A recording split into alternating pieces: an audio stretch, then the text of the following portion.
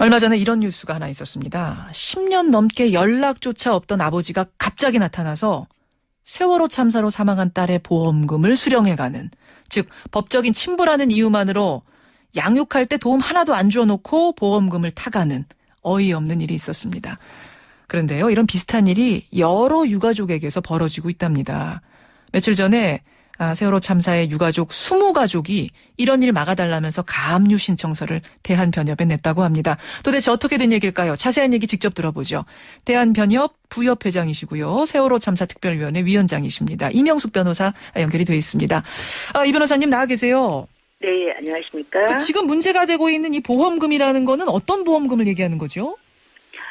보험금은 여행 수학여행 떠날 때 들어갈 때 여행자 보험이 있고요. 단체 여행 가면서 학교에서 들어놓은 여행자 보험. 그렇죠. 예. 그리고 각자 모든 부모들이 자녀들을 위해서 보험을 들지 않습니까? 많이 들죠. 그런데 지금 문제가 되는 것은 이혼한 부모 중에 한 사람이 아이를 키우면서 그 아이를 위해서 자기가 번 돈으로 보험을 든 경우, 이러한 보험금 모두가 아이가 사망하게 되면 이혼을 했더라도 부모가 살아만 있으면 두 사람 모두에게 반반씩 상속권이 있거든요. 그래서 문제가 되는 거죠.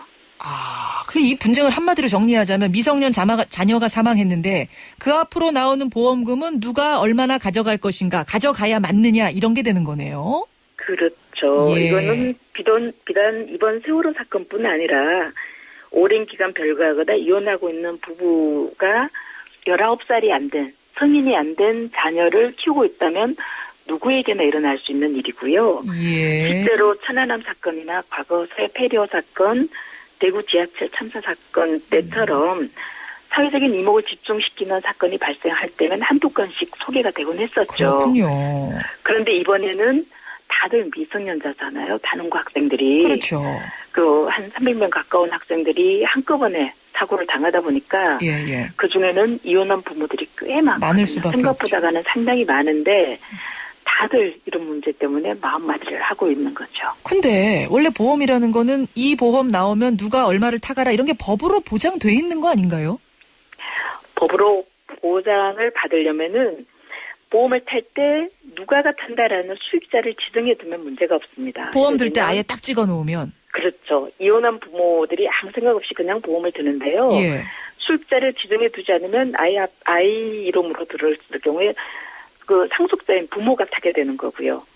부모는 아이를 키우건 안 키우건 살아있으면은 이혼하고 10년, 15년 연락 한 번 안 되더라도 반은 갖고 갈 수 있는 권리가 있는 거예요. 양육권, 친권 이런 거 다 상관없군요. 상관없어요. 그냥 낳은 부모면 무조건. 키우는 권리고.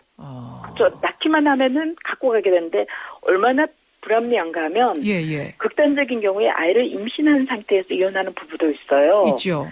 임신한 상태에서 이혼을 해서 아이를 고등학교 2학년까지 엄마가 재혼도 하지 않고 혼자서 키웠어요. 예. 그리고 혼자서 일을 하면서 새벽 일하면서 아이를 위해서 보험금을 들어뒀다가 이런 사고가 났다. 예. 극단적인 예를 들어서 그런 경우에도 아이 얼굴 한번 보지 않고 단돈 한 푼 양육비로 주지 않았던 아버지도 예. 이 소식을 듣고 달려오면은 아이 앞으로 들어있는 여행자 보험 아니면 엄마가 혼자 키우면서 들었던 보험 모두 절반을 갖고 가는 거거든요. 와. 이런 일이 어디 있습니까? 세상에. 그렇군요. 근데 우리 민법은 이렇게 정해놨어요. 한 번 얼굴 한 번 본 적 없는 사람도 내가 낳은 아빠다, 낳은 엄마다 하는 순간 반을 가져갈 수 있는 상황. 그렇죠. 이 옛날에 우리 민법이 정해질 때 상속에 관해서 선량한 부모, 그러니까 이혼하지 않고 아이를 잘 키우는 부모를 전제로 만들어진 법이기 때문에 예. 요즘처럼 이혼이 일반화되고 많아지고 심지어 극단적인 경우에 딸을 성폭행해서 이혼한 아버지가 있다고 치고 그 딸이 그 아버지를 극도로 미워하고 반감을 가지고 있더라도 그 딸이 이런 사고를 당하면 보험금은 그 아버지가 반을 갖고 가요. 지금 세월호 가족들 중에 그러니까 이런 가족들이 꽤 많다는 건데 어떤 그렇죠. 사례들이 또 혹시 기억이 나세요? 제가 지금 예를 든 성폭행이나 이런 건 실제 사례는 아니고 극단적인 예를 든 거고요. 예. 실제로 상담을 해보면 15년 동안 이혼하고 연락 한 번 없고 지금도 생사를 모르는 그런 이혼한 부모도 있고요. 예. 그리고 13년간 혹은 10년간 전혀 왕이 없고 연락이 없었던 그런 분들인데 이번 사고 소식을 듣고 사체 검안서, 사망진단서와 같은 거죠. 그렇죠. 사체 검안서를 10통을 떼어 갖고 가서 아무 연락이나 위로도 없이 혼자서 보험금 2분의 1을 갖고 가신 분도 계시고. 참, 잠깐만요. 유가족한테, 그러니까 키우고 있던 쪽한테 알리지도 않고 자기가 그냥 등본 떼가지고 보험금만 싹 가져간 경우도 있어요. 그죠. 사택금한서 10통을 떼어갖고 보험금 피하시네. 내 거 2분의 1 내놔라라고 신청하신 분도 아버지도 있죠. 그렇다 보니까, 또 있습니까? 그리고 또 뭐 이혼하고서 혼자 보험금을 들었는데 예. 그 돈을 찾아가려고 해서 일부러 지방까지 재혼해서 살고 있는 남편을 찾아간 어머니가 있어요. 그래요. 그래서 이 돈은 내가 얘 대학교 들어가면 쓰려고 내가 힘들게 모은 보험이니까 이 돈은 그냥 내가 찾아서 아이를 위해서는 하면 어떨까? 당신은 여기 이 돈에 돈 한 푼 내지 않았지 않냐라고 얘기를 했지만 침묵하고 있다가 나는 법에서 정한 내 권리를 찾을 뿐이다. 찾겠다. 법이 이렇게 하라는데 뭐 어떻게 하라는 얘기냐. 법에서 주라고 하지 않느냐. 이 문제가 지금 우리 이 변호사님 말씀하신 것처럼 매 사건 날 때마다 벌어지는 문제인데 왜 법은 이렇게 불합리한 채 계속 가고 있는 건가요? 이거 어떻게 해야 되나요? 그러니까 법을 바꿔야 되는데요.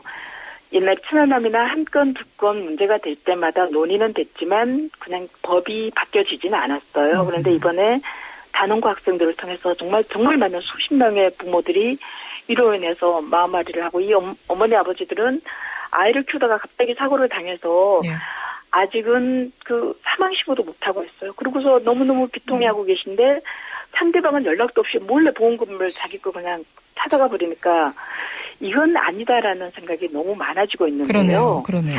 예전에 우리 최진실법 기억하죠? 예. 갑자기 부모가 사망하니까 아이를 키우고 이혼하고서 혼자 키우던 부모가 사망하니까 그로 인한 보험금이라든가 재산 상속을 상대방이 양육비 한 푼 주지도 않고 잘 만나지도 않던 상대방이 다 법정 대리인 자격으로 친권이 자동 부활돼서 다 관리할 수 있게 돼서 이건 아니다라는 여론이 들끓어서 최신실법이 만들어졌고 그렇죠. 친권이 자동으로 부활되지 않게 그래서 그 상속 재산을 키우지 않던 상대방이 자동으로 다 관리할 수 있게 하는 것이 방지가 됐어요. 이거는 반대예요. 이번에는 자녀가 사망으로 인해서 상속할 재산이 부모에게 생길 경우에 자동으로 다 갖고 가지 못하게끔 세월호법 혹은 뭐 단원고법 이런 법이 만들어줘야겠네요. 이혼한 부모 중 한 사람이 양육비도 안 주고 면도교섭도 안 하고 그러면 상속을 제한하거나 못 받게 하거나 양육비를 준 만큼 함께 살았던 기간만큼 비율로 가져갈 수 있도록 알겠습니다. 적절한 법이 만들어져야죠. 참 이번 단원고 사건을 계기로 이번만큼은 이 법이 좀 정비됐으면 좋겠다는 바람 전하면서 인사 나누죠. 이명숙 변호사님 고맙습니다. 네.